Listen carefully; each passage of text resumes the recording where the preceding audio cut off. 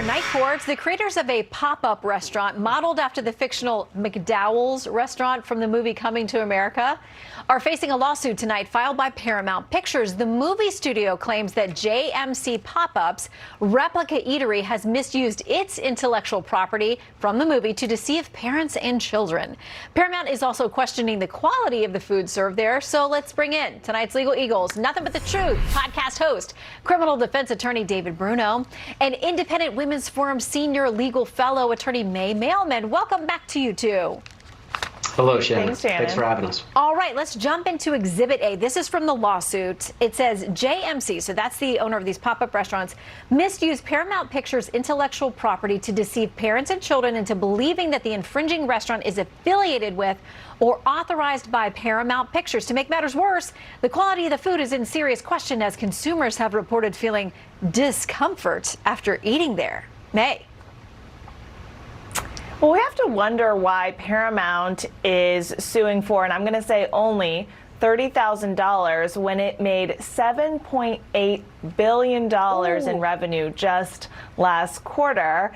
And I think that's because these mall pop-up restaurants are not harming its copyright at all. If anything, Paramount is making money. So Coming to America is now 34 years old, which means if people if people are going to go enjoy the restaurant, they're going to have to probably either rewatch the movie or, for some people, watch it for the very first time, which means that Paramount is continuing to make money here.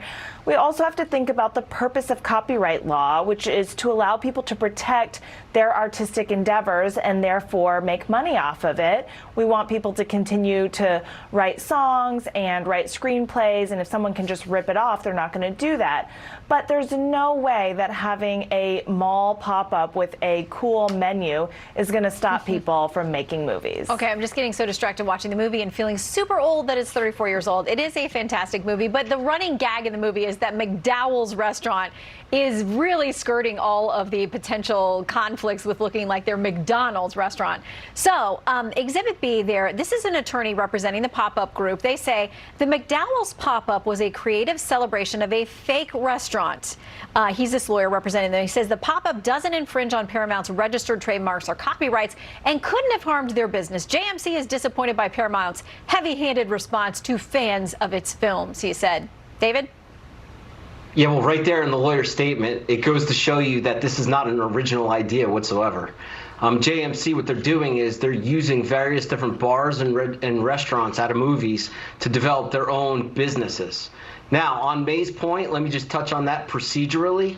There is this U.S. Copyright Claims Board that literally was just designed, it was just originated, that allows people to go to this forum instead of the federal court to cut down on legal expenses, but the damages are capped at $30,000. Okay.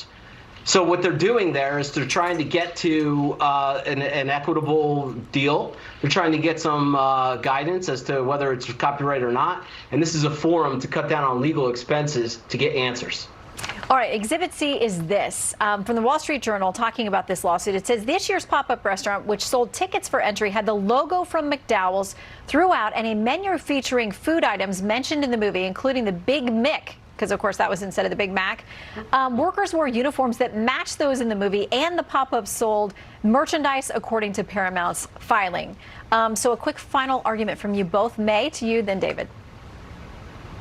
Yeah, well, I think that Paramount is really showing that they want to be jerks rather than protect their copyright here, because when they first found out about these pop-ups, they asked them to stop, and JMC said, "We love your movie. We're not trying to rip you off. We're celebrating your movie. We're proud of your movie.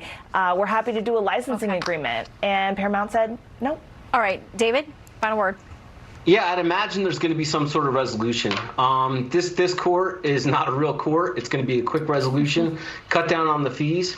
But again, this is not an original idea. Just look at the lawyer's statement itself.